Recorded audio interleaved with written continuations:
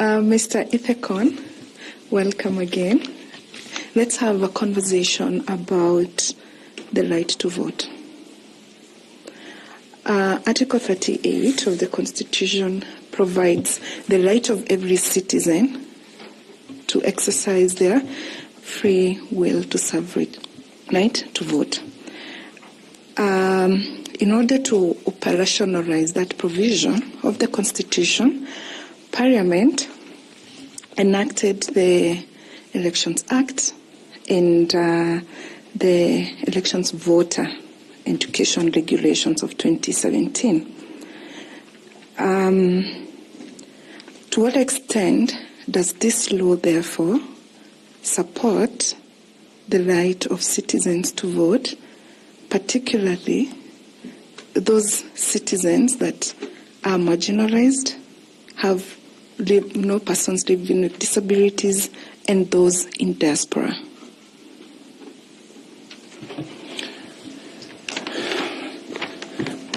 Okay, thank you very much, Ms. Carol, for those questions. I think there are multiple questions there.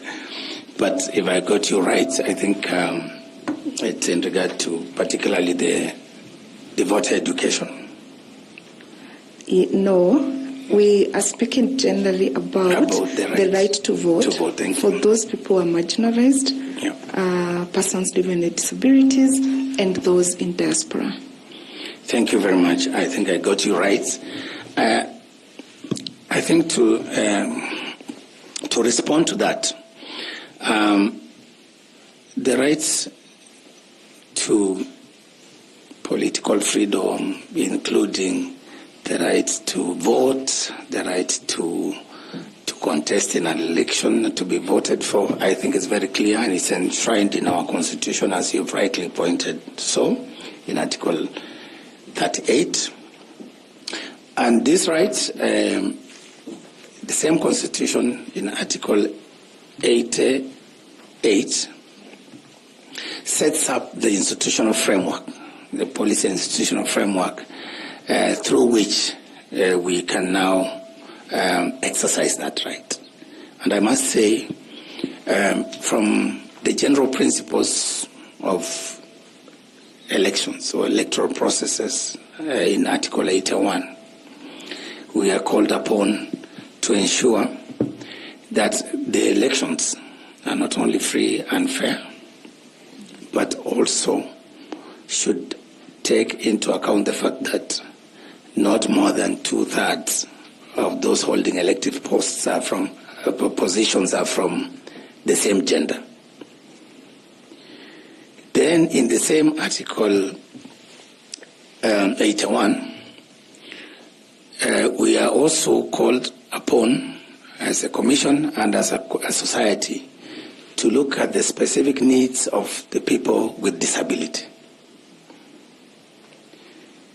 Then we have, of course, provisions around our youth, our women, and, of course, the marginalized people.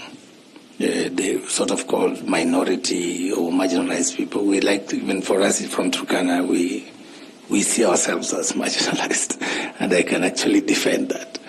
So the whole legal framework that supports the realization of the right to vote, the right to participate in the political processes. So we have the Elections Act, which provides the elaborate processes from the pre-election, during the election, and after the election. Then we have the IEBC Act, which sets up the IEBC, which, if I'm lucky, I'll be chairing in the next few months. And that's our main electoral body, which should ensure that the mandate in the Constitution is actually implemented. And that, of course, therefore calls upon institutions like IEBC and others to ensure to make sure the participation of marginalized groups is taken into account in their election planning and regulation. So when you talk about the regulations around voter voter education, for example, or voter registration. From my experience, and I did mention to the panel that I actually served as a registration officer and then a presiding officer. When you talk about these marginalized groups, you find that sometimes we disenfranchise them in the manner in which we conduct our registration, but also in the manner in which we try to reach them out in terms of voter education. And so for me, you realize in some counties, especially the pastoralist counties in the north, the registered voters are less than what you would essentially expect. The voter turnout during the vote is actually at the lowest. And in some elections, I remember even those ones of 1997 and then 2002, for example, presidential election results were declared even without factoring in those results from some of those regions because the numbers were so dismal and could not affect the overall outcome. So I think as we have conversation around this issue, we need to look at those internal processes but also external processes, the barriers, and how we can remove those barriers. So just picking it up from there, yeah. I see you have identified some of the challenges that the marginalized people have.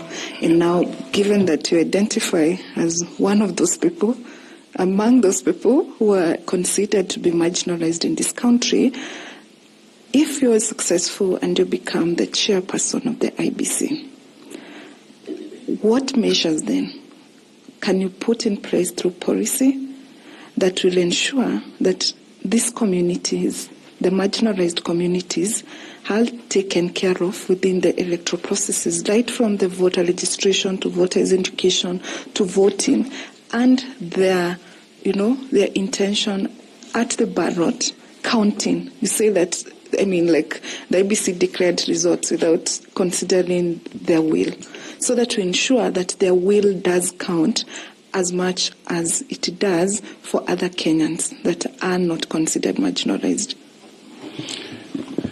Thank you very much for that follow-up question. I think as chair of the commission, I will have that rare opportunity for the first time in this country to look at these special groups, because I identify as one of them and I've seen. So for me, I will lead this commission in transforming the way we do things, in coming up with those strategies, in coming up with those mechanisms and approaches. And remember, as I told the panel before, I am from the Human Rights Commission, and therefore my orientation is in human rights. So I will ensure that a rights-based approach to voter registration, voter education, to the polling is employed. And therefore a rights-based approach will guide us in terms of addressing some of these special needs of these special groups. For example, I will look at how do we enhance the participation of people with disabilities in the electoral processes. Mr. Ethekon, let's talk first about the marginalized. The marginalized. And then we come to the disabilities in that order. For example, measures, for example, such as how do we reach out to these marginalized groups? There are certain common characteristics. The geographical terrain, the location where these people are. Are they accessible? And if not, can we as a commission then use mechanisms such as mobile voter registration units to reach out to those people in those far-flung and marginalized areas with poor network and communication and transport facilities? Mobile voter registration. There is also the challenge of voter education. How do we reach to these people? Again, we can look at for example, using local media.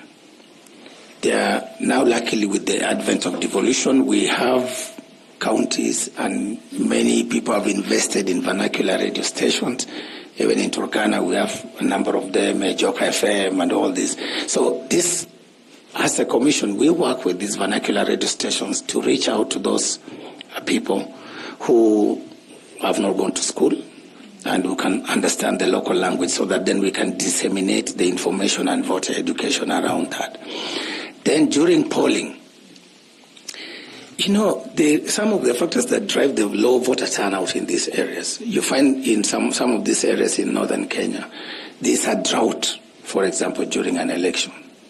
People would rather concentrate on looking for the basic survival than go and vote, because that's a luxury to them. Areas where there is insecurity. Because of insecurity, people fear to go and vote. And in some cases, I'm told,